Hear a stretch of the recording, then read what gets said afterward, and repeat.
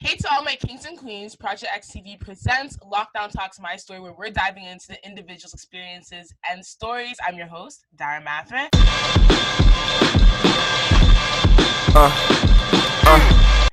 Today, before I even get into that, you already know the drill. You already know what it is. Like, subscribe, and share this video. You already know what it is. You already know what to do. Please and thank you. This is the Entrepreneurship edition. So with me, I have some beautiful Black entrepreneurs who are going to share their experiences and stories. But let's break the ice first, guys. Introduce your names and how you've been coping with this whole Corona quarantine kind of vibe that we got going on nowadays. All right, I'll go first. Well, for me, I'm a hustler, so nothing stops me from achieving my goals. So I haven't really been finding any problems going through this whole lockdown. What I've really been investing my time in is just becoming a more innovative person and creating new designs, whatever for next upcoming products or new business plans that I have planned for the future ahead for next products, and ultimately just continue to build my foundation and better myself as an entrepreneur and also just as myself as a person. I've been working on myself as well. So this whole 2 months that of being put in a pandemic right now has just been really beneficial to my mental and spiritual health. So it's been good for me. I love it. I just don't like being at home all the time, but I get out. I had a photo shoot yesterday. And did you introduce your name? I was on. Okay. All right. Fran, you can go ahead. Hi, everybody. My name's Francesca. So I'm 20 years old. Corona can't stop me. I'm okay. Oh my God. Honestly, oh my God. At first, I had jobs, okay? Like, I work just like everybody else. So Corona kind of locked that off, and I was like, okay, now what? But honestly, now that I'm into it, realistically, this has been the first time that I've been without a job per se, and I feel great. I'm never going back to that. 9 to 5 hear you, sis. I hear you. Because I love, to do my business stuff on the side. So, just gotta start with that, keep going with that. Yeah. And honestly, everyone said quarantine. I said, no, sir. I've been out and about. Don't lock me up. I'm sorry, but I had to live my life, So Lord have mercy. Aaliyah, please go ahead. I'm Aaliyah. I'm an entrepreneur, but I think doing entrepreneurship, like quarantine can't stop you because no matter what, no matter where you are, you can still grind. So I've been going into nature, taking walks a lot more compared to like before, because I was obviously working and you have all your excuses not to go for a walk and experience nature. So that's been really like the best thing about quarantine. And I've been working on my brand obviously, and yeah, it's just been good, honestly. Sounds good. So guys, obviously tell me, the obvious question: what businesses are you either planning to have up and running? Like, tell us what's going on. Really tell us about your brand, and what you sell, or if you don't sell things, if you just provide services. Go ahead. Okay. I didn't really get to fully introduce myself. Okay, I'm Azan. I'm 17 years old. I started up my business when I was 15. I help educate Black youth and I teach Black entrepreneurship as well alongside with my clothing line. And I'm just focusing on right now, I'm about to sell out. I have 4 more products to sell out, and I'm just focused on my next product and all the moves that I have set planned for my next clothing. And I'm also building up my website right now. I finished my website actually, so a lot of things are gonna come after next. I'm gonna finally put out my website. I'm getting better right now at marketing, and I'm learning how to create ads more and just better myself as getting my name out there and everything. That's why I love to hop on platforms like this, especially Black-owned platforms. Mm-hmm. And I'm just continuing to better exposure my brand and get my name out there more. Righteous. All right, Alea, you want to go ahead? Okay, so I'm a young entrepreneur as well. Respects to you. I have a clothing brand. It's called The Youngest in Charge. And basically it's just about inspiring young people to just take charge of their life, start a YouTube channel, produce some type of content, put like who they are out into the world. I sell sweaters, t-shirts, all that stuff. I also have a YouTube channel. And I just like to, connect with other people. So that's what I'm about. Hey, don't know. All right. Fran, last but not least. So everything that I kind of have going on right now is really low key, but about to, be public just now soon. But the one thing that I have public right now is a customization business. It's called Babyface Creations. I kind of started out with one of my friends. We customize like wine glasses, mugs, anything really that's like glass. And we're about to get into customized bottles too. So that's coming soon. In the works, I have an apparel brand as well, but it's completely different to what is out right now in the world, because we're not trying to add to climate disaster. We're trying to kind of find a way to go about it in a new form so that in the future we won't be adding to the landfills. And another in the works project kind of right now is called The Mindset, where we're starting up a company to help entrepreneurs, future entrepreneurs. So it's like, we'll teach you about marketing, we'll teach you about investments, we'll teach you about basically every aspect of a business that is there to know, all taught by professionals. So that's all coming soon. But nevertheless, entrepreneurs doesn't just mean that you own a business per se, but you can also be an entrepreneur by investing. So definitely looking at property and stocks and all those types of things. So just any type of money moves, like you're an entrepreneur, and that's just kind of what I'm about right now. Exactly. Yeah, that's actually really inspiring to hear, because it really shows that you're never too young to kind of take charge of your financial health.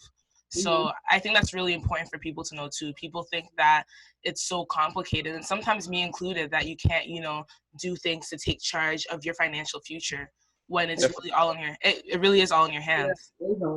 Yeah. Definitely. Because that's a big thing right now in our current generation right now. Everything slavery is over because it's not done physically. But our current modern day slavery is economic slavery. That's what we're in right now. 100%. So I really rate that. Whether negative or positive, what was your perspective on Black entrepreneurship growing up? So any representation that you did or didn't see, anything that you saw and you thought that was not achievable, or you were surprised to see that was achievable, if you understand what I'm saying. I have family members who are in like entrepreneurship. So for me, it wasn't hard. And I know that's not the same for everyone, but like my mom, she did clothing as well. So like I get that from her. And I have uncles and aunts who own restaurants. So like just entrepreneurship in general, I think is in my blood. So I like to think that, so that it like motivates me. Yeah. But I feel like now we have YouTube and we have all these sources to like, find people who are in entrepreneurship that look like us. So I feel like it's not as hard today. Personally, growing up, Black entrepreneurship, successful Black entrepreneurship was kind of non-existent in a way.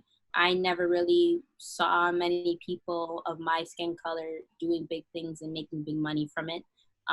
Personally, I would have to just look to my parents. They invested in some properties and things, so like I kind of get it from them in a way. Yeah. But at the same time, everyone that I saw that was at the top wasn't someone that looked like me. And especially my whole life, like I would consider myself a person who's like kind of breaking through that stereotype, because it's like I've always been in a position where if I look left and if I look right, like I don't see anybody that looks like me. So I do see it a huge change now. Everybody's out here, everyone's trying to get up, but we still have a lot of work to do still. I hear you. Azan, do you want to add anything to that? I never really grew up with an entrepreneur background, I guess you could say. I kind of had to learn it on my own in a way, because I've never grown up with no close family or in a home or anything. Like I had a lot of struggle in my life. I've been homeless about 3 or 4 times growing up in my childhood. Anything so that. And I've always had to go through a lot of moving around and a lot of different places. I've always gone through a lot of struggles. So what I started my brand off was I always been into clothing. Like, how there's a lot of people who are sneakerheads. I've never been that kind of person. I always liked clothes. But so I said to myself one day when I wanted to start my brand up, I said, okay, I've never grown up with having the money to be able to afford other brands that I've always wanted. I've always seen people wearing. So I was like, I'm going to start my own. And I've always had an unruly personality. Like I'm not a person to take order from somebody. Like I had this one job before I used to work at Buona Notte. It's what do you call it again? It's a nightclub downtown in Toronto. So I used to work there, and it was cool and everything. But I've never liked to always have orders being given to me and being told what to do. I've always, like, by nature, I just always like to be told. I mean, I always like to do what I want to do. You know, I've always had a entrepreneur mindset, even before becoming an entrepreneur. So becoming an entrepreneur was easy, and like, I'm a hustler, so like, also growing up off of struggle, like, it's natural for me to do whatever it takes to get what I desire. Yeah. So I just learned it by myself, to be honest. Okay, thank you for sharing that. Yes, Fran, quick. I was just gonna say, like, another thing that I noticed is that, not to say that it wasn't existent, like black entrepreneurship, but it definitely should have been talked about more and displayed more. And yeah, I completely, go ahead. I just feel like, as we grow up too, like, we know that, like, innately Black people are hustlers. So like, for me, that's how I think of entrepreneurship, just hustling for what you want. And at the same time, for me too, it's about like changing like the stereotypes and showing that Black people, we can have our economic power back. Mm-hmm. Why do you feel like it's so important for Black people to support Black-owned businesses, and why may it be detrimental to the whole community if we only trust non-Black businesses? I think it's beneficial for us to support Black-owned business because it's a way of us. It's like a gateway to us escaping economic slavery. Once we build up our own brands, our own brands that we have ownership over, our economics are gonna slowly begin to go up. Yeah. We have Black-owned businesses being. That's why I also teach Black entrepreneurship. I'm trying to inspire our Black youth to start up their own Black-owned businesses in order for us to gain economic power back again. Because everyone, it's a mental disease, it's a mental illness that we have, which is the number one thing we need to really focus on before we can even change.